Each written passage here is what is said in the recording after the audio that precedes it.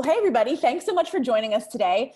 This will be our first session that is aimed at scientists specifically, so we're so glad that you're all here with us today. Today, we're going to be joined by Dr. Rob O'Malley. We're going to be talking all about how to effectively communicate science to religious or faith-based communities. At Skype a Scientist, we actually have a lot of religious schools that sign up. We have everything from Catholic schools to Southern Baptist schools to other kinds of schools all over the country and all over the world. So this is a topic that's near and dear to our heart. And so we're so glad that you're taking the time to talk with us about this, both Rob and everyone who's joining us here today. So here's how this is going to work. Rob is going to give us a about 10-minute presentation on insights he's learned over the years, and then we're going to go all into questions. So get your questions ready. If throughout the talk you have questions, you can submit them down below in the Q&A function, and then we'll answer them as we go. And it's pretty much that simple. Afterward, if you watch the session and you're like, my buddy Dave needs to see this, it will be posted on youtube.com/SkypeAScientist. And I'll post that on our Twitter page. Skype a Scientist is a nonprofit organization, and I hope that everyone here has signed up for the fall semester. We are also supported by donors at patreon.com/SkypeAScientist, and we're hoping to bring scientists more events like this that are really focused on supporting you in your science communication efforts. So I will stop talking now and hand it over to Rob. If you need Erin, our ASL interpreter, when we switch to screen sharing, you may locally on your computer need to click a button on the top right that has two stacked rectangles. In the recording, Erin will be visible, but when the screen goes full screen for Rob's slide shares, you may need to click that. And that's all you got to do, and then you'll see Erin. All right, Rob, it's all yours. Great. Well, thank you so much, Sarah, and thank you, Erin, for providing ASL translation. I'm really excited to be here. I think this is a really fantastic program, and I'm really grateful for this opportunity to share on behalf of my program, which you'll hear about, some insights, and I'm really looking forward to the discussion afterwards. So as Sarah said, I'm going to share a couple of images. This will be about 10 minutes. And then we will go back to more personal Q&A. So I am now going to share my screen. That visible to everybody? Sarah, give you a thumbs up. Okay, fantastic. Okay, so a bit about me and my background. I am a primatologist by training. I was interested in animal behavior from an early age, this idea that we share the world with these other creatures, and we can learn about them and learn about what they're like and how they think. And I was drawn into primatology as an undergraduate and undergraduate zoology anthropology major, and then ultimately pursued graduate work in anthropology and evolutionary biology. And most of my work took place at Gombe National Park in Tanzania, which is the site established by Dr. Jane Goodall in 1960 and is now one of the longest running studies of animal behavior in the world. So I was really incredibly privileged and grateful for the opportunity to be a part of that long-term research effort. I left academia, advance here. So I left academia in late 2016, which was an interesting time to make this shift, to work at the American Association for the Advancement of Science, or AAAS. AAAS is the largest multidisciplinary science society in the world with over 120,000 members. AAAS publishes the Science family of journals, including Science Magazine, but also supports or engages in a wide range of education, policy, advocacy, and public engagement programs. So something you might be wondering is, why doesn't AAAS just stick to science, just stick to the science, if you'll pardon the pun? Why do all these other things? Well, it's because science does not occur in a vacuum. Science has a social, cultural, and political context, a historical context, and science and technology have real impacts on people and the world. And if science and the practice of science is to live up to the lofty rhetoric that so often surrounds it, like it says on the wall there behind me, advancing science and serving society, if we're really to live up to that rhetoric, science and its practitioners must be in dialogue with society at large. And there's no shortage of examples of when historical and ongoing in which science has failed to live up to that lofty rhetoric that has done real harm to communities through supporting racism, through supporting, in some cases, genocide. And that's a problem. And science and the practice of science and science practitioners need to be engaging with that context. So the program that I work within at AAAS is the Dialogue on Science, Ethics, and Religion, or the DOSER program, DOSER. And the goal of this program is to foster communication and engagement about science between scientific and religious communities, recognizing that these communities overlap and have many areas of mutual interest and concern. We do have our program does have a lot of resources online, so I do encourage you to check out our website at AAAS.org/DOSER. And we'll be talking more about that, I imagine, in the discussion later. So that's the capacity that I'm speaking here today. So I'm going to share with these next few minutes just a few key points and takeaways before we open it up to questions. So this is the whirlwind tour of what I hope you will remember from this talk, if nothing else. So first, what I hope you will remember, something I really hope you internalize, is this quote from Dan Kahan, that people acquire their scientific knowledge by consulting others who share their values and whom they therefore trust and understand. Something many scientists are unaware of is that there is a science of science communication, that this is an area of active research, and it's a rich, rigorous, multidisciplinary field of research. How to communicate science impactfully, how people learn science, barriers to learning science, or access to scientific knowledge. And this quote is particularly true, particularly relevant in thinking about contested science topics. So things like climate change, origins and evolution, animal testing, gene editing, genetically modified foods, and vaccines. How people learn about these topics and how they develop their own ideas about these topics is very much shaped by the opinions and ideas and perspectives of people that they know, trust, and understand. So in the context of science engagement, consider that national surveys consistently show that most US adults claim a specific religious identity. So according to Pew Research Center in a 2015 nationwide survey, it was about 77%. Now, what it means to be religious, what it means to claim a religious identity is very complicated, and we can talk about that. But this is what people choose to self-identify as in this particular survey, 77% of US adults. So what that clearly signals is that if you are engaging with other people on a regular basis, you are engaging with religious people. And this includes many scientists. Many scientists are people of faith or self-identify as people of faith, and is true of science contexts like laboratories, museums, science conferences, and so on. So whether or not it's explicit, if people are in the room, they've often brought that element of their identity there as well. What social science research suggests is that most US adults are supportive of science and respect, at least in broad strokes, and respect scientists as experts in their fields.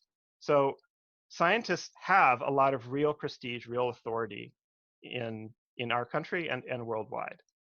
However, what research also suggests is that scientists are often not viewed as particularly warm or trustworthy. There's a broad perception that scientists are, and think about kind of your own sort of preconceptions perhaps, or ideas about what a scientist is or what a scientist are like. They tend to be, the perception is that scientists are cold, asocial, disinterested in the impacts of their work, and at least in some cases perceived as being hostile or at least indifferent to faith, even though many scientists themselves are people of faith. So this perception really matters because what research suggests is that if the values and concerns of scientists are seen as not in alignment with the values and concerns of an individual or a community, that's going to have an impact on how the scientist and their science is perceived. As a specific example, communities in Pakistan or individuals in Pakistan who are interested in learning about human origins or the origins of the universe, it's much more accessible, it's much more relevant and meaningful and impactful to learn about the origins of the universe from a Pakistani-born scientist speaking in Urdu in a community rather than from an outsider to that community, maybe speaking a different language uh, and all the barriers that come along with that. So whatever their own worldview, if scientists, science communicators, and educators implicitly or explicitly signal that faith, this core component of so many people's identity, is not welcome in science or is in opposition to science, they're putting people in a position of having to choose between affirming that they respect science, which most people do, and being true to who they are, being respecting and acknowledging the value that they have in their communities, their families, their values. And that's a problem if we're setting up that dichotomy as part of public engagement with science.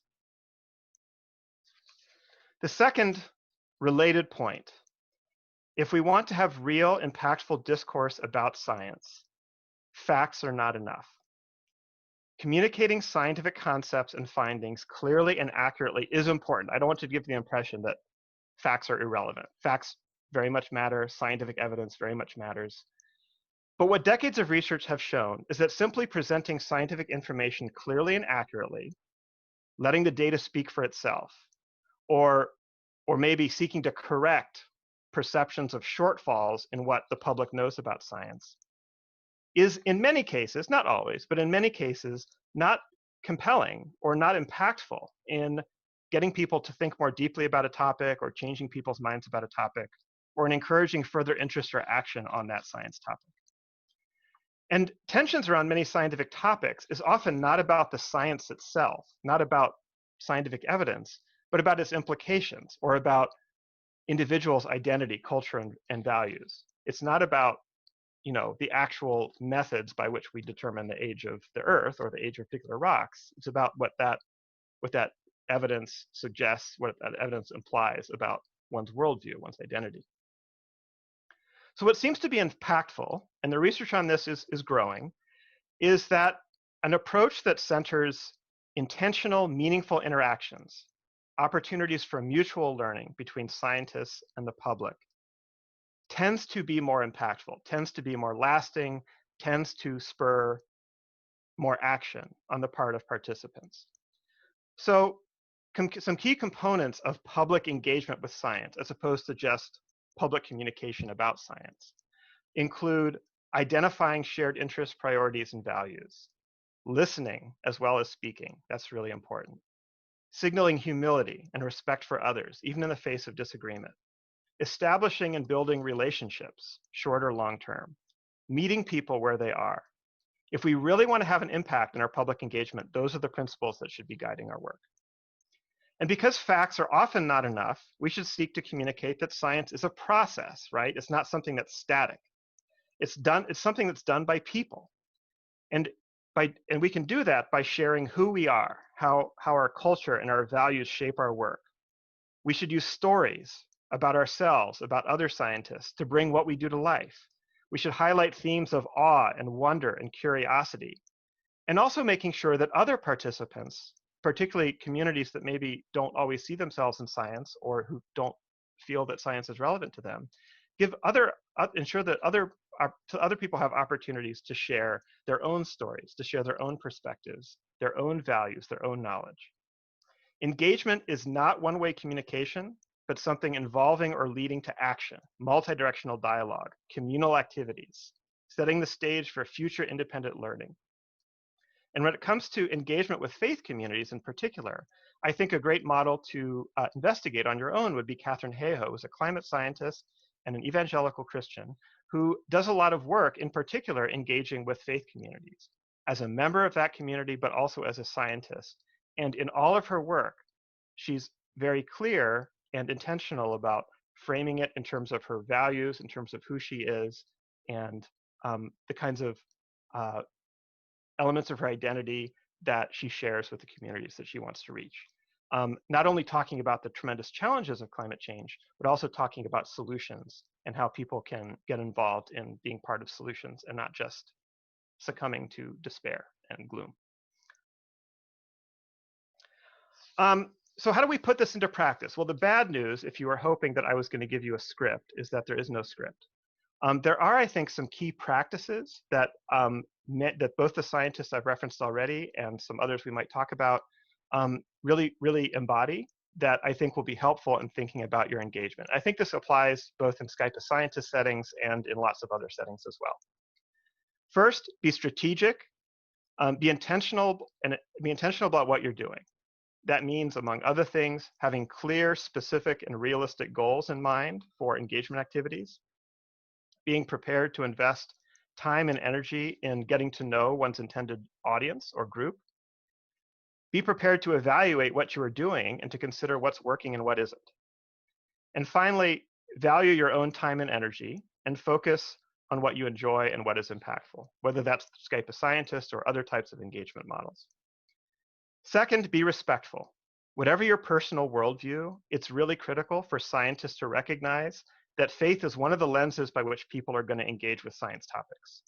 And it doesn't have to be contentious. It can be incredibly rewarding and enriching and fascinating. But this is going to be in the room if you're doing public engagement with science. Try to adopt a posture of cultural humility, which is a really useful and valuable concept, which, among other things, means you're not assuming you know what people believe or why. You're giving people a chance to share. You're ensuring that you're giving people a chance to share what they believe and why. It means being open to reflecting critically on your own priors, your own ideas and beliefs. And where disagreement exists, it means trying to stay in a mindset of curiosity rather than judgment or looking for ways to change people's mind. It's more productive to focus on understanding people and understanding where they're coming from. And then finally, be human. Try to ground the doing, the process of science in shared and relatable human stories and experiences. Share your own values, your own concerns and hopes, and try to identify common ground. And again, as a final model, I want to highlight Nalini Nadkarni, who's an ecologist at the University of Utah. She is not a person of faith, but she has spent years providing guest sermons on trees and plants in sacred texts, such as the Bible, such as the Torah, and other religious texts. Providing tree tours on the grounds of churches and other sacred places. Providing resources for faith communities to better understand the kind of trees that they're likely to come in contact with. And also participating in conservation activities like tree plantings that are led by faith communities. So she is a participant, not a leader in some of these activities. And all of this, I think, is really embodying these principles of what it means to really be doing science engagement. To emphasize a point I made earlier, science communication is a skill set that scientists are not always formally trained in. And it's important to recognize that this is a skill we need to work on and develop. And being successful at it means putting in some work and probably making some mistakes along the way. But if you're here, I think you understand and appreciate that it is worthwhile and enriching and something that can be tremendously rewarding, both for you as a scientist and for the communities you are engaging with. With that, I just want to note, make sure I share my contact information here. So this is my email. I'm on Twitter, my program's on Twitter, and I do strongly encourage you after this talk to check out our website, where we have a lot of resources that support this type of work. We have, in particular, a new series highlighting the scientists I talked about today, as well as others who are actually doing science engagement. If you're thinking, well, what does this look like in practice? You can hear about that from scientists in their own words. And we also have this booklet, Scientists in Civic Life, which again is free for download, that provides a lot of useful background and context for thinking about science engagement and what that looks like in practice. So I appreciate your patience then with me doing those slides, and I think I've turned off slide sharing now. And I look forward to a discussion. Awesome. Thank you so much, Rob. And for folks who couldn't see Erin, the ASL interpreter, it will be available as a YouTube video after this recording, and you will see Erin the entire time. So I'm sorry, I don't know. This usually works just fine. Zoom may have updated on me, and we'll figure it out for the next session. Okay, so we have a lot of questions already, Rob, so let's dig in. Let's see. So the first question from Thomas is, do you recommend having education in the faith in which you seek to reach? Or do you think it would simply aid the effort? So I interpret the question to be, should I familiarize myself with the faith community if and their practices or belief systems if it's not one I'm a part of? That certainly doesn't hurt, right? I think that part of what it means to respect your audience and to be actively looking to sort of meet people where they are is you are investing time and energy in understanding that community. And whether that's in terms of a religious context or a cultural context or learning a language if you're going to go work in a foreign country, right? Like I think that's part of that process. I think the one cautionary note is don't mistake that for don't mistake, for example, reading the Quran or reading the Bible as being an expert in an individual's spirituality or a community's lived religion. Sacred texts like the Bible, like the Quran, or informative web pages, like they can provide a lot of really useful context for understanding faith. And if that isn't your own community, right, that's one place to start, and that's good. But definitely don't view that as a substitution for talking to people about what they think. And if one is seeking to do engagement within a faith community that one is not a part of, I do strongly encourage, as kind of a best practice, to see what kind of conversations are happening in that community already about that topic. Find some partners, find some collaborators within that community who can talk with you beforehand or talk with you in the moment about sort of what kind of interests or concerns are central in the community. If you have questions about particular belief systems, I think all of that is definitely valuable and useful. Awesome, thanks. So sometimes we'll have scientists in our Skype a Scientist program who will connect with a teacher, and the teacher will explicitly say, in our school, we do not teach evolution, and we don't want you to discuss evolution either. In that situation, do you have any advice for what to do? So I've actually had that actual experience as a Skype a Scientist participant. And the second question from the student was, did we evolve from monkeys? So I do understand why that kind of inquiry will come in.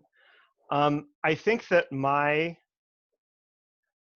answer to that would be, if the teacher is asking you to respect if the teacher is reaching out to Skype a Scientist and is looking for scientists to engage in their classrooms, but there are some areas, some potentially contentious areas that they are hoping to not have to grapple with their class, meet them where they are, meet them halfway. I mean, it may come up anyway. That's been my experience, because it's in the room. But if people are don't make that a barrier to people having an opportunity to engage with science. They're already doing the work. They're already trying to look for this way to connect their students with scientists and others. I'm really excited about evolution. I love talking about it. There are ways to talk about these ideas without using the E word. And if you look at, like, for example, the National Center for Science Education, if you look at the National Academy of Sciences Evolution Resources page, there are resources kind of providing some guidance about how to do this without using the E word. Right. So I think you can respect the request without compromising the integrity of science and science communication. And this is very near and dear to my heart. So if that question is insufficient, please reach out to me afterwards. Awesome, thanks. All right, the next question is from Katrina. How can one adopt Katherine Hayhoe's approach as an atheist without pretending to believe what the community you're connecting with believes? So Katherine Hayhoe herself will say it's really important to be sincere, and you should not pretend to beliefs that you do not have. And she would also say, and I think this is true, sometimes we, as individuals, are not the best messenger for engaging with certain communities and certain topics, for all the reasons I shared in my kind of whirlwind 10 minutes. Um, so the ways around that would be, or the ways to kind of be impactful and constructive would be find someone like Katherine Hayhoe within the community to partner with. Point people to Katherine Hayhoe's resources, which are voluminous, right? You could spend days and days watching all the videos and webinars and teaching resources and lectures that she's put online. Because even just, honestly, in my experience, even just signaling some awareness that like there are scientists who are people of faith that are talking about this issue, that is impactful. And communities, in my experience, respect that you have made enough of an effort in this issue to kind of familiarize yourself with that type of perspective. So find a partner within the community who can maybe serve as that bridge. Look for ways to elevate people who are within that community if perhaps you're not the best messenger for the science you want to talk about.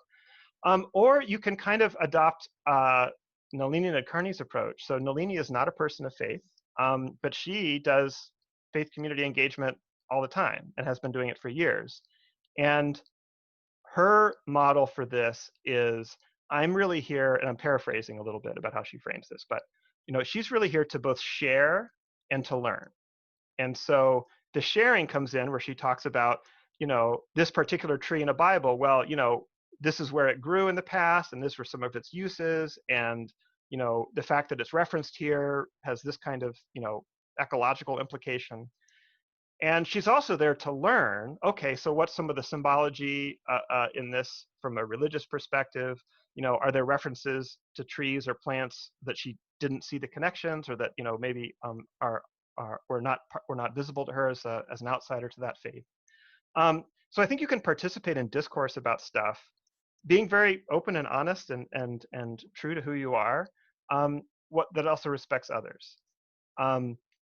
On issues like climate change, I mean, we all got to live here, and I think looking, if it's not faith, then looking for other kinds of shared values, other points of common ground. We both live in Florida, we are both parents. Nobody wants to live in piles of garbage, right? That we care about the health of the oceans. That you can find points of common ground that aren't necessarily centered around faith. And I think that it's worth exploring those as well. One other point, Katherine Hayhoe would also say that if you're not a person of faith and you're like, well, casting around being like, well, how can I do engagement? Well, what communities are you already a part of? Are you already a den leader for your Boy Scout troop or Girl Scout troop? Are you part of a cycling club? Are you involved in local government? Are you on your PTA? Like whatever community you're in now, that's the community where you have the most authority already. So maybe start there. That's a really great point. I think that's one of the reasons we want so many people engaging with science communication, because every individual science communicator or scientist in general has a different, community that they're part of. And so that is one of the reasons we want as many scientists as humanly possible getting involved and doing a little bit of lifting so that as a community, we make the biggest impact. All right, so we had a lot of people ask, what exactly did you say to that student in the classroom when they asked you about evolution? Did you use those tactics to avoid the E word, or like, what did you say? So what I said in that, what did I say? What I think I said in that moment was, people did not evolve from monkeys. What the best evidence suggests when we look at the genetics, so the biological, and I think it was like a third grade class, so I was like, trying to choose the right words carefully, but the building blocks of life that tell us how to grow and how to be alive are much more similar with us and living monkeys than they are with like a crocodile or a bird, right? And when we look at our bodies are much more similar to apes and monkeys. But apes and monkeys and humans are all still around. Like none of us came from another group that's alive today. What you can think, what evolutionary theory suggests, or what the best evidence we have from the fossil record, from looking at living bodies, from looking at genetics, is that in the distant past, these living organisms had common ancestors. So they all came from the same trunk of the big tree of life. And you can share that without saying evolution. It's true. And it doesn't make the questioner feel dumb for asking that question. If I can be forgiven a small tangent, and this is going to happen a lot because I'm all about tangents and sidebars. National Center for Science Education, their former education director, outreach director, National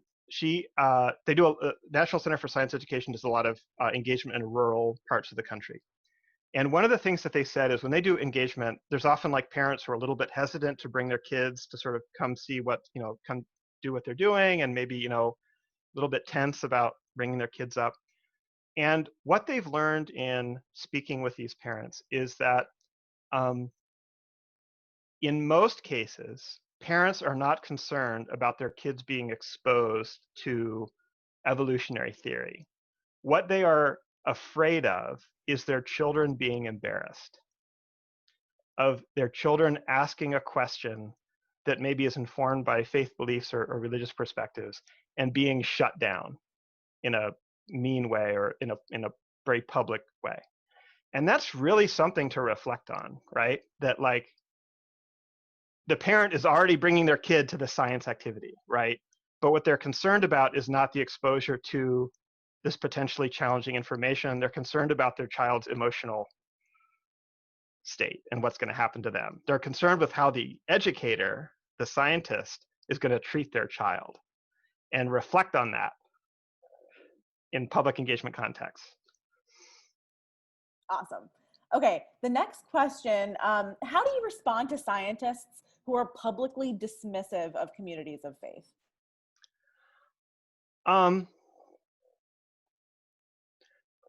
We're all on the same journey, in the sense that I think that most scientists, I shouldn't say that we're all on the same journey, that's maybe not true. I think that most scientists, an increasing number of scientists, are recognizing that science does not always live up to the lofty rhetoric. And that if we are serious about science for everyone, science serving society, all these wonderful big ideas, we have to be responsive and engaged with and respecting diverse communities and perspectives. If you view religious communities as not part of that, or if you feel that honoring or respecting faith or having a faith tradition or identifying as a person of faith means that you are not welcome in science, you are excluding most of the people on Earth. So, I mean, good luck, but we should be evidence-based and strategic about our engagement. And I think that being thoughtful and inclusive about faith perspectives and religion is evidence-based. I mean, it's what matters to most people on Earth. And so I don't, good luck, I guess, but you're mostly going to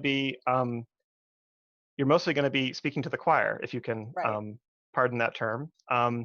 And I think you're hindering the impact that you could otherwise have. And also, I mean, I think it's honestly, it's not consistent with what we should be doing as scientists, and it's kind of immoral. But, totally agree. Yeah.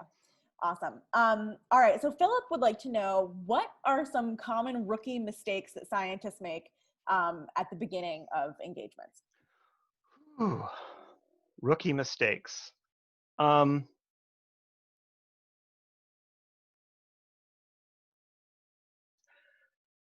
Something that is a very key point in communication that I struggle with myself all the time is recognizing that how scientists are trained to communicate is you're sort of starting with background information and an idea you had, and then you present the methods, and you present the results, and you present the implications.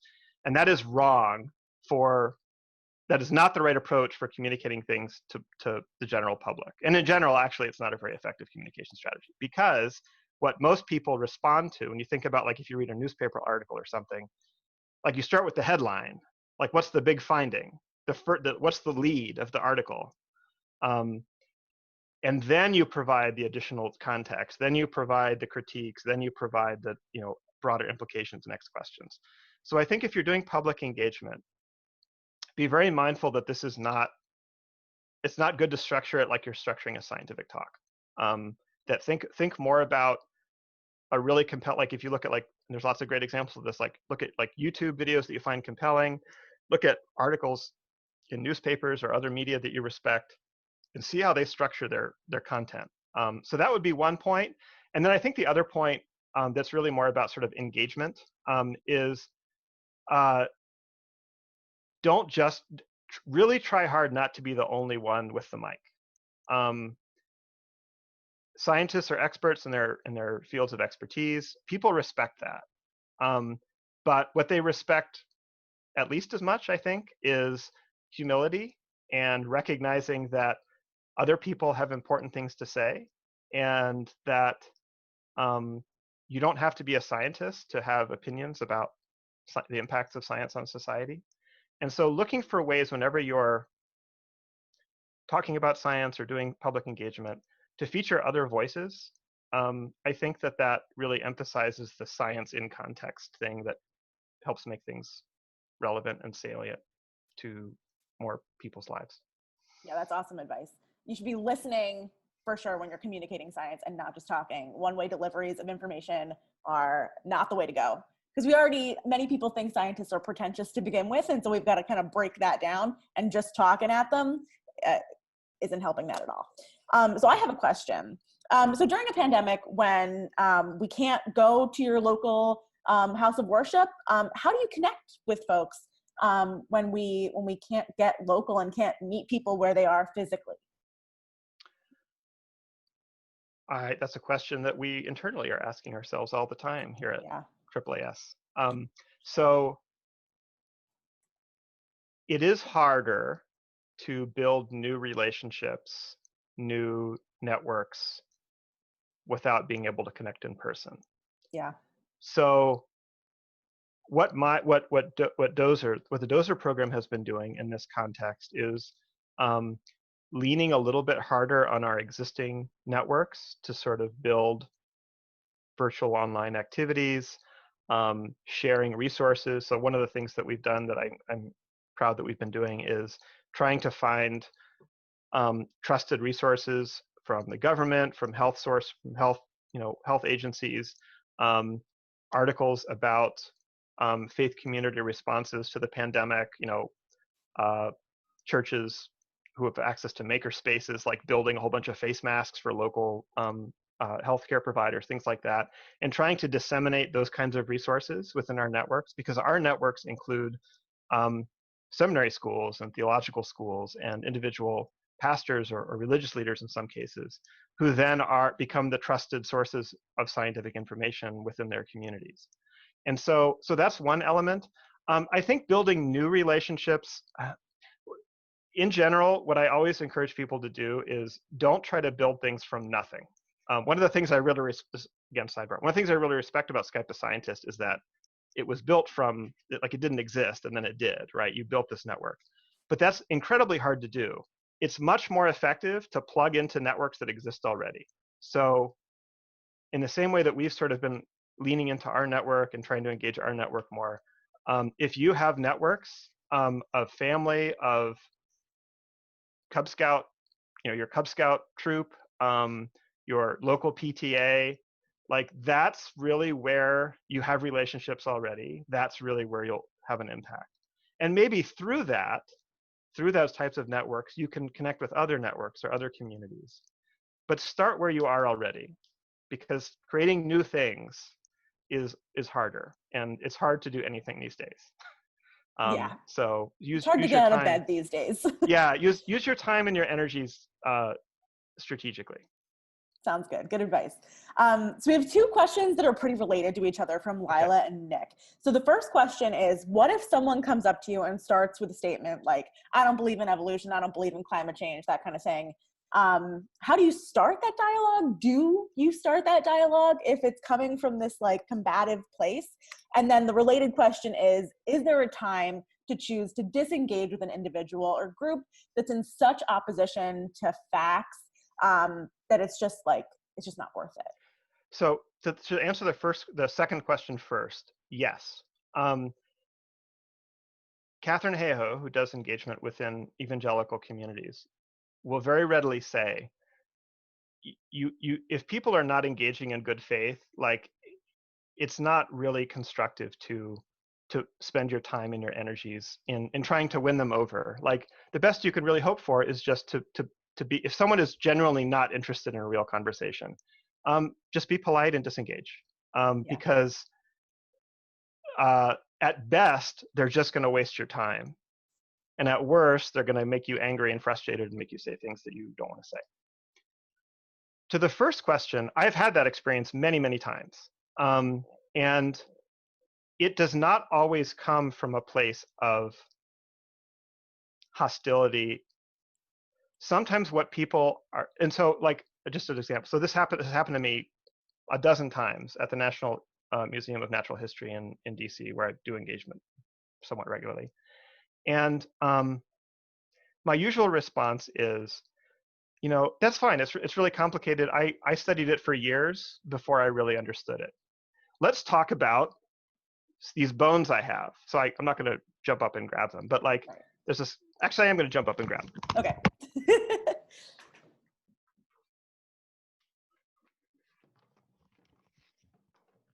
Show and tell, skulls everywhere. Okay, Great. so when I do engagement, got to have some props, right? So this is a chimpanzee skull. This is most of a human skull because the top just fell off. Let's talk about bones. And so what are some things that we can tell about these bones and teeth? And chimpanzees and African and Asian monkeys and humans all have the same number of teeth. They have the same tooth formula and the same types of teeth. That's kind of interesting, And what are some things you can tell about these animals, these creatures, organisms, just looking at the bones? Well, where do muscles attach? And there's this ridge up here. What's that about? Because we don't see that in the human skull.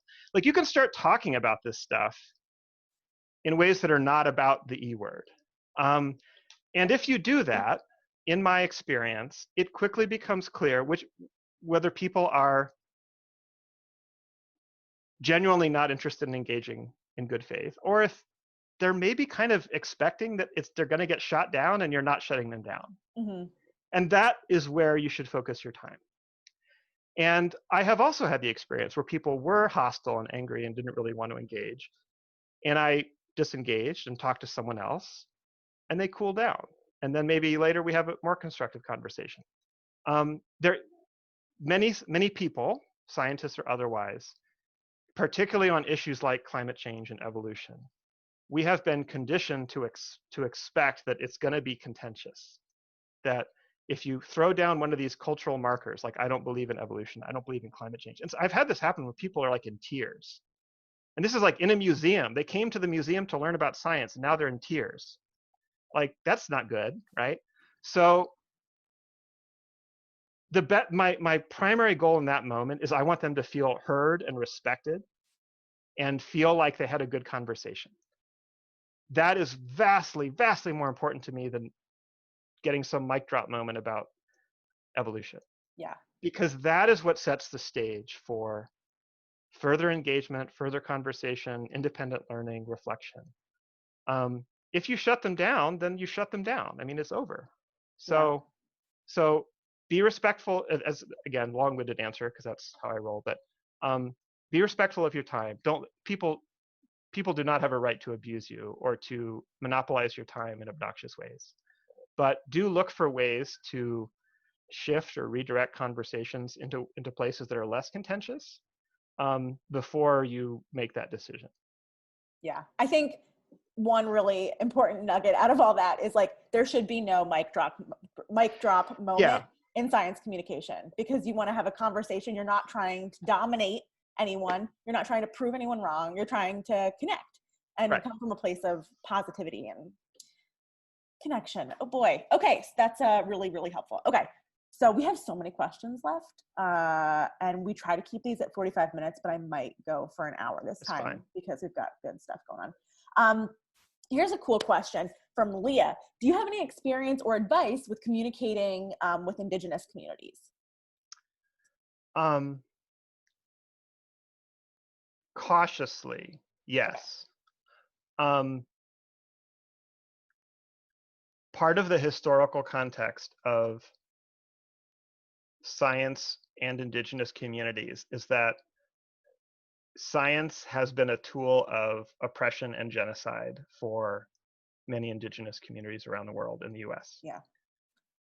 So the position, a position of suspicion or hostility towards external scientists that is sometimes encountered in Indigenous or other marginalized communities is not an anti-science position. It is the historically informed position.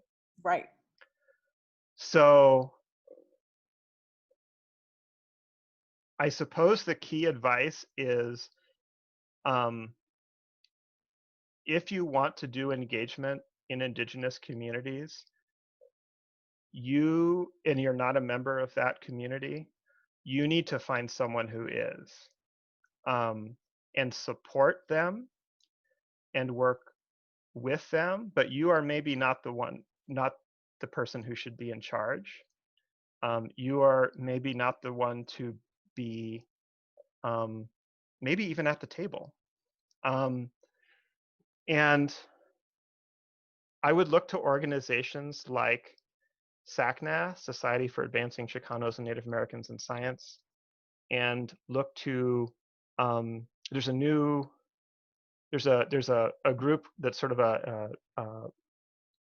indigenous biobank. It's a consortium of indigenous geneticists and researchers and scholars who are basically working to create indigenous community-led genomics research and genomics repositories and things like that. And that's really the only model, I think, that's probably the model that we have to embrace moving forward, because um,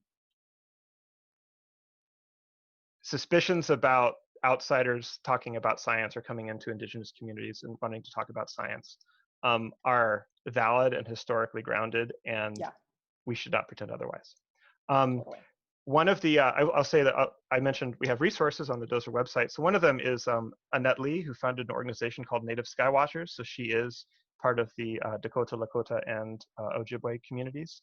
And she's an astronomer, and she integrates astronomy engagement and astronomy education with indigenous star knowledge. She does workshops and helps create star maps, drawing on all these different indigenous perspectives. But when she's working within her community or with other indigenous communities, like, these are always partnerships, these are always collaborations, and that's, I think, really central to any kind of indigenous community engagement. Yeah. I mean, I think, Tread cautiously. right. I think a thread running through this conversation has really been, you are maybe the expert in your field, but you are not necessarily the expert in the community that you're communicating with, be Yeah. it Christian, be it anything else. And so, like you said before, community partners are key. Finding meaningful partners that know more about the community that you want to reach than you do is going to go a long way. And you need to respect the folks in the community, and really, really, like I've said a million times today, listen when you're communicating. So that's solid advice. Cool. Okay. Let's see. Can you give one or more examples of successful science topics other than evolution that you find are particularly of interest for positive dialogue in faith-based communities? So some areas where, that's a great question. Yeah. Some areas where I think faith communities are leaders, would be areas of environmental justice, which is a concept that emerged from faith communities, um, public health inequities, which is really relevant in sort of the modern pandemic situation, um, and education. Um, those are areas where, when you think about sort of public discourse on these issues and civic engagement, civic advocacy, faith communities have been in this space for decades or centuries in some cases, and scientists are maybe, scientists as individuals are maybe coming late to the table to some of this public discourse. And so I think that those are areas where scientist expertise is very welcome. The authority of science is, and that scientists know what they're talking about and can provide context and background and evidence. Like, people respect that. But those are areas, I think, where I think it would be a mistake for a scientist to come in and say, all right, the experts here, pull up a chair, everyone. It's like, right. That's never the no. way to go. Yeah. So I think those are some areas where I think faith communities are leading. And then I would also say that there are some areas where there's some really interesting discussions happening. There's one, so issues of sort of artificial intelligence and machine learning and sort of where computers are going to go, all these incredible, powerful algorithm-based computer sciences. Many faith communities are really interested in these topics. There is a computer scientist who is now at, I think he's at Cornell. He was at MIT, named Nathan Matthias. And he has a discussion series, and I think it's on Medium. If you look for Nathan Matthias, Matias, you can find some of this discussion. He has created sort of discussion guides for Christian communities in particular to be thinking about these emerging technologies and what they're going to mean and their social implications. And what he said is that, people love this, and even communities that are not Christian communities, which is what these were originally developed for, Muslim communities, other faith traditions around the world, really appreciate this discussion and these resources, because it's talking about values. It's talking about real world implications for this. And you do not have to be a computer scientist to be concerned about and have opinions about surveillance or Totally. these algorithms and how they're going to be applied in criminal justice or in education and so on. So I think areas like that, where it's kind of the science and society interface, that's a really rich area that does not have to be contentious, and that can be really fascinating and enriching to be a part of. So. Awesome. Okay, there are still a lot of questions, but we're pretty much out of time. So I'm going to ask you one last question here, and we can wrap up. What are some good courses or overall resources for scientists to learn how to engage with audiences and communicate your science? Do you have any favorite books, articles, resources for folks? So the AAAS.org/Dozer website has a lot of print resources, these profiles that I mentioned. So you can, if you want to hear about Nalini's work, right, like you can read this interview with her where she talks about her experiences. We have 5 up now. We have 12 more in the pipeline that'll come out before the end of the year. We also have this discussion guide that talks about sort of the background of engagement. I'm biased, right, because I helped develop this stuff, but I mean, I think it is a good place to start. I would also say, if you're interested in engaging with particular faith communities, do some work on learning about what kind of conversations, what kind of resources are available within those communities. As an example, and I want to make it clear that I'm not formally endorsing this organization, but this is just an example. So there's an organization called BioLogos, which was founded by Francis Collins. It is a Christian ministry. So that's, I think, framing that should be understood. It's a Christian ministry, but it's a Christian ministry discussing origins and evolution within faith communities, including some very conservative faith communities.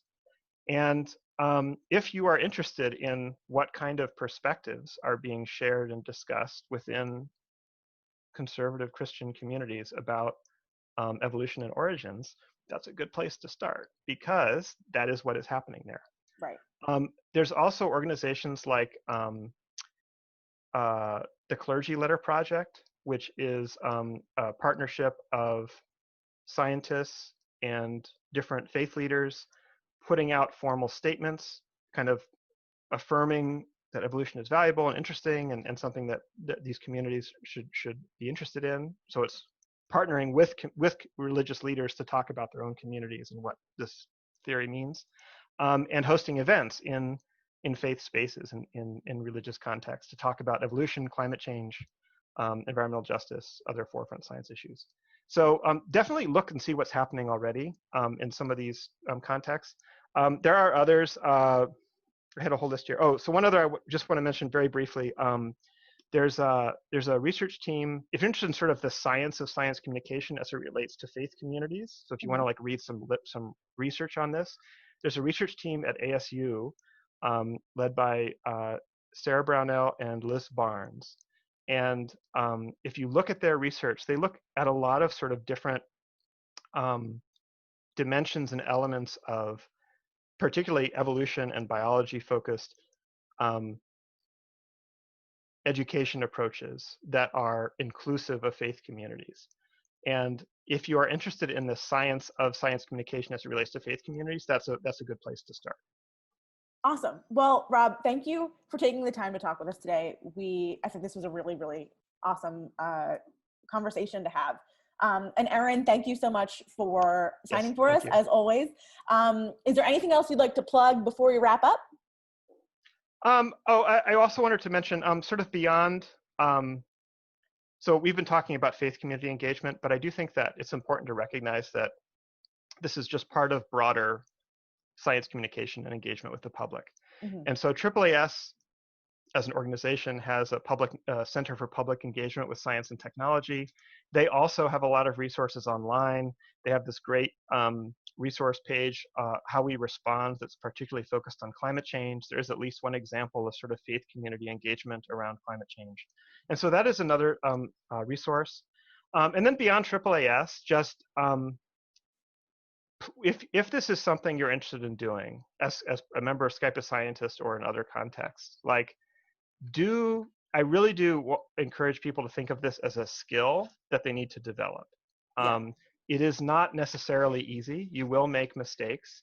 It is rewarding to develop the skill, but to do it well, it's likely to require some, as with anything worth doing, right? It's likely to require some work. So whether it's through AAAS or somewhere else, I do encourage everyone who's interested in science engagement with the public to delve a little bit into the research, look for training opportunities, workshops, TED Talks, whatever it is that really appeals to you, to help you be better at it and to hone those skills. Sounds good. Well, thanks again. Thank you. We'll send an email out to everyone the next time we have one of these like 4 scientist sessions. I'm so glad that you all joined us today. And thank you again, Erin, and we'll hopefully see y'all soon. Yeah, if anyone, I'm also very happy to answer any questions. My email again is romalley. R-O-B or R-O-M? R-O-M-A-L-L-E-Y at AAAS.org. I know we didn't get to a lot of questions. I'm very happy to follow up with anyone. So thank you very much. Thanks, Rob. Okay. Bye, everyone.